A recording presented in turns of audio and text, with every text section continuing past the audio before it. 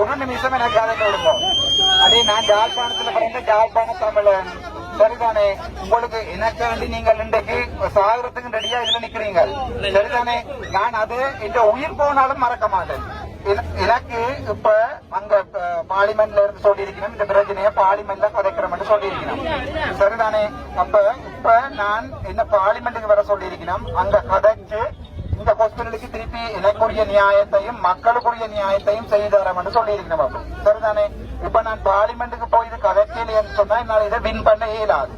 சரிதானே? சட்டப்படி நான் போய் எல்லா விஷயம் நான் இந்த வரைக்கும் அப்ப இவ்வளவு நாளும் இந்த ஹாஸ்பிட்டல் இருந்து நான் ஒருத்தரை கூட சாவிடையில.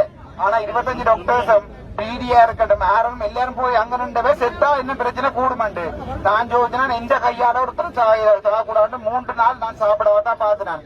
உண்மையாவே இல்ல உங்களுக்கு அன்பு இருந்தேன்டா எனக்கு நான் பாக்குறேன்னு சொன்னா பிரச்சனை கூடி உங்களுக்கும் பிரச்சனை வந்து உண்மையாவே போலீஸ் போலீஸ் எஸ்எஸ்பி சார் வந்து எஸ்எஸ்பி சார் வந்து என்னோட உண்மையாவே வந்து கதைச்சவர்.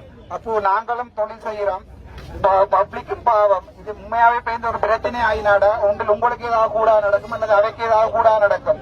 நான் உண்மையா போலீஸ்ன்றது எங்கள்ல ஒரு ஆக்கள் தானே. சரிதானே? சாதாரண மனுஷர் தானே. நான் யூனிஃபார்ம் போட்டு ஒண்ணிக்கிறோம்.